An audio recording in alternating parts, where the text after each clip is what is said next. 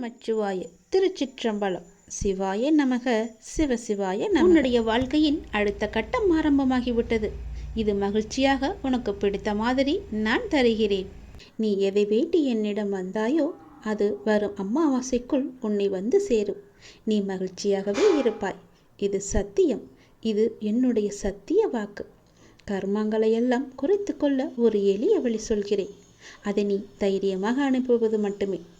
நீங்கள் எப்போதும் என்னை நினைத்து என் மேல் நம்பிக்கை கொண்டிருந்தால் அதை அனுபவிக்கும் சக்தியை நான் கொடுக்கின்றேன். அது துன்பம் என்ற எண்ணம் உன்னில் ஏற்படாமல் நான் பார்த்து கொள்கின்றேன். உனக்கு நல்லது நடக்கும்படி நான் அதை செய்கின்றேன். நீ முதலில் பொறாமை என்கின்ற வேண்டாத குணத்தை பொறுத்தவரை நமக்கு எந்த லாபமோ நஷ்டமோ கிடையாது என்பதை நீ அறிந்து கொள்ள வேண்டும். பொறாமை என்பது இன்னொருவருக்கு கிட்டியிருக்கும் லாபமோ அல்லது பலம் கண்டு நமக்கு தாழாமல் ஏற்படும் எண்ணம்தான். வேறு ஒருவருக்கு ஒரு அதிர்ஷ்டமோ செல்வாக்கோ கிட்டிவிட்டால் நம்மால் அதை சகித்து கொள்ள முடியாமல் அவதூறாக பேசுகின்றோம். அவருக்கு நஷ்டம் ஏற்பட்டுவிட்டால் மகிழ்ச்சியும் அடைகின்றோம். இது நல்லதா? அந்த மனிதனின் வளம் பெற்றால் நமக்கு என்ன நஷ்டம் ஏற்பட்டுவிடப் போகிறது? ஆனால் ஜனங்கள் இப்படி சிந்திப்பதில்லையே. அவனுக்கு நலம் கிட்டினால் நாமும் மகிழ்வோம். நமக்கும் நலம் கிட்டியது, நாமும் பாக்கியசாலிகள் என எண்ணுவோமே. அதே நலம் நாமும் பெறுவோம். பெறுவதற்கு முயற்சி செய்து கொண்டே இருப்போம். அதுவே நமது விருப்பமும் தீர்மானமாக இருக்கும் வரை அந்த லட்சியத்தை எளிதாகவே அடைந்து விடலாம். நம்மிடமிருந்து அவன் எதையும் எடுத்து செல்லவில்லையே. ஒன்றும் கிடையாதே. அவனுடைய கர்மாவின் பலனாக அவன் வளம் பெற்றான். அப்படி இருக்க அதை கண்டு நாம் ஏன் பொறாமைப்பட வேண்டும்? ஆகவே முதலில் பொறாமையை வென்று விட வேண்டும். அதை தூக்கி எறிந்து விடு. உனக்கு நெய்ய வேண்டியதை நான் செய்கிறேன்.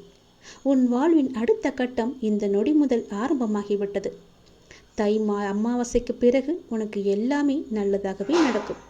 உனக்கு இப்போது நன்றாக புரிந்திருக்கும்.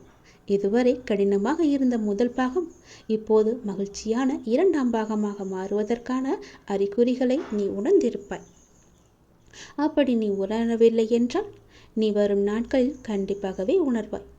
உன் வாழ்வின் அடுத்த கட்டம் மகிழ்வானதாகவே உனக்கு பிடித்த மாதிரியே இருக்கும். நானே அதற்கு பொறுப்பு. உன்னுடைய வாழ்க்கை முடிந்து போகவில்லை. உன் அமாவாசைக்கு பிறகுதான் உன்னுடைய வாழ்க்கையே ஆரம்பிக்கப் போகிறது.